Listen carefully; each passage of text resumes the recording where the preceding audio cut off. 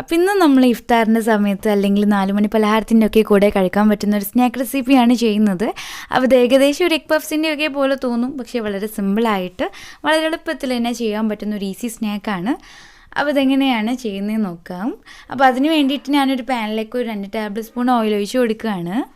എണ്ണ ഒന്നങ്ങോട്ട് ചൂടായിട്ട് വരുന്ന സമയത്ത് ഇതിലേക്ക് 2 വലിയ സവാള ഇതുപോലെ ഒന്നങ്ങ് മുറിച്ചിട്ട് കൊടുക്കുന്നുണ്ട്. പിന്നെ കുറച്ച് കറിവേപ്പിലയും കൂടി ഇട്ട് കൊടുക്കുക. പിന്നെ എരിവിന് ആവശ്യമായിട്ടുള്ള 1-2 പച്ചമുളക് ചെറുതായിട്ട് കട്ട് ചെയ്തതും കൂടി ഇട്ട് കൊടുക്കുന്നുണ്ട്. ഇനി ഇതിലേക്ക് ഒരു ടേബിൾ സ്പൂൺ ഇഞ്ചി ചതച്ചതും കൂടെ ചേർത്ത് കൊടുക്കാം. പിന്നെ ഇതിലേക്ക് ആവശ്യമായിട്ടുള്ള ഉപ്പും കൂടി ഇട്ട് കൊടുക്കുന്നുണ്ട്. എന്നിട്ട് ഇതൊന്നങ്ങ് വഴറ്റിയെടുക്കണം.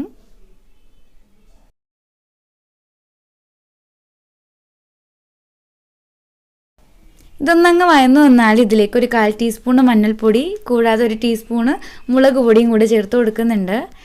പിന്നെ ഒരു 1/4 ടീസ്പൂണ് കുരുമുളക് പൊടി, ഒരു 1/4 ടീസ്പൂണ് ഗരം മസാല, ഇതെല്ലാം കൂടി ഇതിലേക്ക് ഇട്ട് കൊടുത്തിട്ട് ഇതിൻ്റെ പച്ചമണക്ക് മാറുന്നത് വരെ നമുക്കിത് നന്നായിട്ട് തന്നെ ഒന്നങ്ങ് വഴറ്റിയെടുക്കണം.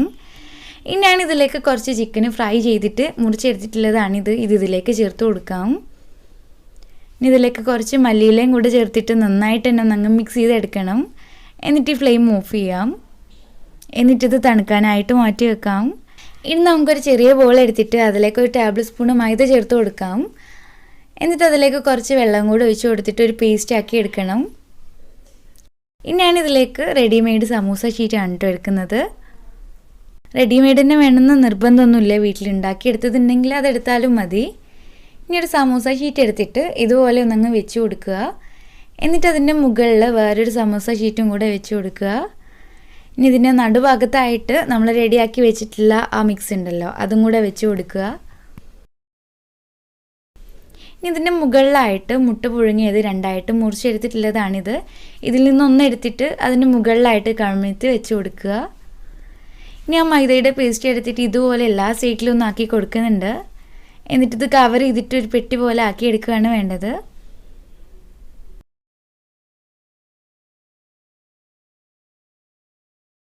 ഇത് ഒട്ടിക്കുന്ന സമയത്ത് നല്ല ടൈറ്റായിട്ട് ഒട്ടിക്കുക, അല്ലെങ്കിൽ ചെറിയ ഗ്യാപ്പ് വരും അതിൻ്റെ സൈഡിലൊക്കെ. അപ്പോൾ അതൊന്ന് ശ്രദ്ധിക്കുക. ഇനി പീസ് എടുത്തിട്ട് നേരെ ഇങ്ങോട്ട് ഒട്ടിച്ച് കൊടുക്കുക. ഒട്ടിക്കുന്ന സമയത്ത് സൈഡിൽ ഗ്യാപ്പില്ലാത്ത രീതിയിൽ ഒന്നങ്ങ് ഒട്ടിച്ചെടുക്കുക. ഇനി ഈ സൈഡും കൂടെ സെൻറ്റർ ഭാഗത്തേക്കാവുന്ന രീതിയിലാക്കിയിട്ട് ഒരു ബോക്സ് പോലെ ആക്കിയെടുക്കുകയാണ് വേണ്ടത്. ഇനി ബാക്കിയുള്ളത് നമുക്ക് ഇതുപോലെ തന്നെ ചെയ്തെടുക്കാം. ഇനി അവിടെ ഇവിടെയൊക്കെയുള്ള ചെറിയ ഗ്യാപ്പ് ഉണ്ടെങ്കിൽ ആ മൈദയുടെ പേസ്റ്റ് വെച്ചിട്ട് ഒന്നങ്ങ് പ്രസ് ചെയ്ത് ഒട്ടിച്ച് കൊടുത്താൽ മതി. ഇപ്പോൾ ഇതെല്ലാം റെഡിയാക്കി എടുത്തിട്ടുണ്ട്. ഇനി ഇതൊന്നങ്ങ് ഫ്രൈ ചെയ്തെടുക്കണം. അപ്പോൾ അതിനായിട്ട് ഞാനൊരു പാൻ എടുത്തിട്ടുണ്ട്. അതിലേക്ക് ആവശ്യമായിട്ടുള്ള ഓയിൽ ഒഴിച്ച് കൊടുത്തിട്ട് നന്നായിട്ട് തന്നെ ചൂടാക്കി എടുത്തിട്ടുണ്ട്. ഇനി ഇതിലേക്ക് ഓരോന്നായിട്ട് വെച്ച് കൊടുക്കാം. ഓയിലിന് ചൂട് കുറവാണെന്നുണ്ടെങ്കിൽ പെട്ടെന്ന് തന്നെ എണ്ണ കുടിക്കാനുള്ള ചാൻസ് ഉണ്ട് കേട്ടോ. ഇനി ഇത് മുങ്ങാനുള്ള ഓയിൽ ഇല്ലയെന്നുണ്ടെങ്കിൽ ജസ്റ്റ് ഒരു സ്പൂൺ വെച്ചിട്ട് എണ്ണ മുകളിലാക്കി കൊടുക്കുക. എന്നിട്ട് തിരിച്ചും മറിച്ചൊക്കെ ഇട്ടിട്ട് ഇതൊന്നങ്ങ് ഫ്രൈ ചെയ്തെടുത്താൽ മതി. 2 ഭാഗം ഫ്രൈ ആയി കഴിഞ്ഞാൽ നമുക്കിത് എണ്ണയിൽ നിന്ന് കോരി മാറ്റാം. അപ്പോൾ ഇത്രയേ ഉള്ളൂ, നമ്മുടെ സ്നാക്കെല്ലാം ഇവിടെ റെഡി ആയിട്ടുണ്ട്. അപ്പോൾ എല്ലാവരും ഒന്ന് ട്രൈ ചെയ്ത് നോക്കിയിട്ട് ചെയ്ത് നോക്കുന്ന സമയത്ത് ഫീഡ്ബാക്സൊക്കെ താഴെ കമൻറ്റ് ബോക്സിൽ അറിയിക്കുക. അപ്പോൾ നിങ്ങൾക്ക് ഈ വീഡിയോ ഇഷ്ടമായെന്ന് വിചാരിക്കുന്നു. ഇഷ്ടമെങ്കിൽ ലൈക്ക് ചെയ്യാനും ഷെയർ ചെയ്യാനൊന്നും മറക്കരുത്. ചാനൽ സബ്സ്ക്രൈബ് ചെയ്യാത്തവരുണ്ടെങ്കിൽ സബ്സ്ക്രൈബ് ചെയ്യാൻ കൂടെ മറക്കരുത്. അപ്പോൾ വീണ്ടും പുതിയൊരു വീഡിയോ ആയിട്ട് കാണാം. താങ്ക്